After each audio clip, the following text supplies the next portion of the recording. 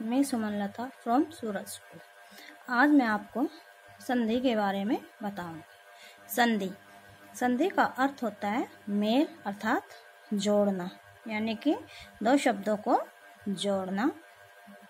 संधि की परिभाषा देखो, दो वर्णों के मेल परस्पर मेल से, ये चीज ध्यान देना, वर्णों के परस्पर मेल से उनमें जो विकार और परिवर्तन होता है उसे क्या कहते हैं? संधि।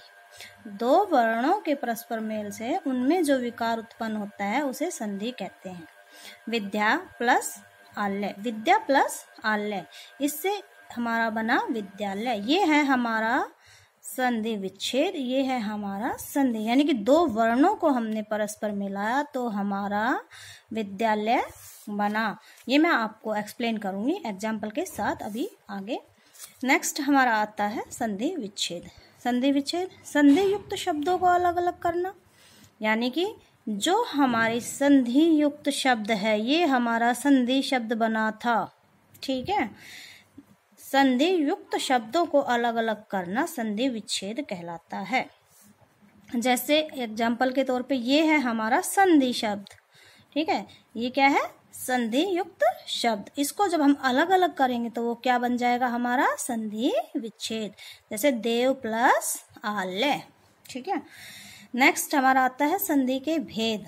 संधि के भेद यानी कि जब हम दो शब्दों को बोलते हैं, शब्दों को आपस में मिलाते हैं तो उनमें स्वर, व्यंजन और विसर्ग से संबंधित कुछ चेंज हो जाता है बोलने में, तो संधि को तीन भागों में, उसी आधार पर संधि को तीन भागों में बांटा गया: स्वर संधि, व्यंजन संधि और विसर्ग संधि। स्वर संधि में ध्यान देना, स्वर प्लस स्वर का मेल होगा। व्यंजन संधि में व्यंजन का स्वर के साथ भी मेल हो सकता है और व्यंजन के साथ भी मेल हो सकता है। और विसर्ग संधि का विसर्ग के साथ, विसर्ग प्लस यानी कि विसर्ग का स्वर के साथ भी और व्यंजन के साथ भी मेल हो सकता है, ठीक है। अब बात करती हूँ स्वर संधि की। स्वर संधि, दो स्वरों के मेल से होने वाले परिवर्तन जो मैंने आपको बताया था, यानी कि स्वर संधि में स्वर का स्वर के साथ ही मेल होगा, अन्य किसी और व्यंजन वगैरह या विसर्ग वगैरह के साथ मेल नहीं होगा, उसे क्या कहते हैं? स्वर संधि, ठीक है। स्वर संधि के 5 भेद हैं: दीर्घ संधि, गुण संधि, वृद्धि संधि, यण संधि और आयादी संधि, ठीक है। अब हम यहाँ पे बात करते हैं इन संधियों के बारे में, हम बात करेंगे नेक्स्ट वीडियो में।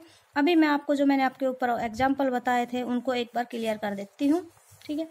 विद्यालय, ठीक है, आपको समझ नहीं आया होगा, यहाँ पे मैं अच्छे से एक्सप्लेन करके बता रही हूँ इनका वर्ण विच्छेद करके। ये है हमारा संधि विच्छेद। क्या है? ये हमारा संधि विच्छेद, ठीक है। इनका वर्ण विच्छेद देखो, अलग अलग मैंने करके दिखाया है।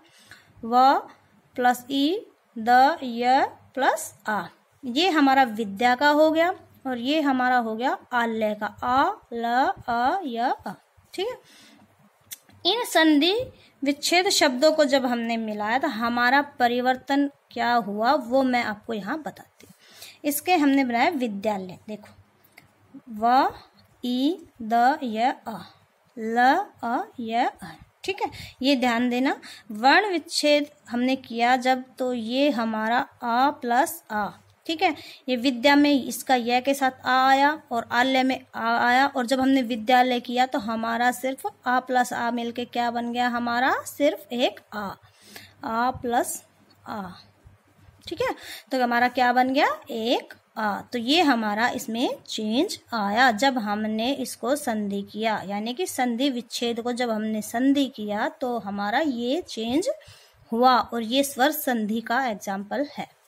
इसके बाद बात करते हैं देवालय से। वही चीज देवालय में आती है। जब संधि विच्छेद था हमारा देवालय में तो क्या हुआ? हमारा संधि विच्छेद दे प्लस ए, व, अ, फिर ये हमारा आल्य का हो गया, ठीक है। जब हमने इनको जोड़ा तो अ प्लस आ क्या बन गया? हमारा आ, सिर्फ एक आ, ठीक है। तो ये हमारे इसमें चेंज आया जब हमने संधि विच्छेद को संधि किया। तो यानी कि दो वर्णों के परस्पर मेल से उनमें जो विकार उत्पन्न होता है, उनमें जो परिवर्तन आता है उसे क्या कहते हैं? संधि कहते हैं, ठीक है। तो आपको समझ में आ गया होगा। एक एग्जाम्पल मैंने ये दिया, एक एग्जाम्पल मैंने देवालय का दिया, ठीक है। आ और आ मिलके हमारा आ बना, अ और आ मिलके हमारा आ बना। ये था हमारा स्वर संधि के एग्जाम्पल थे ये, ठीक है। अब स्वर संधि के जो भेद हैं उनको मैं आपको नेक्स्ट वीडियो में बनाऊंगी। आज के लिए इतना ही। Thank you.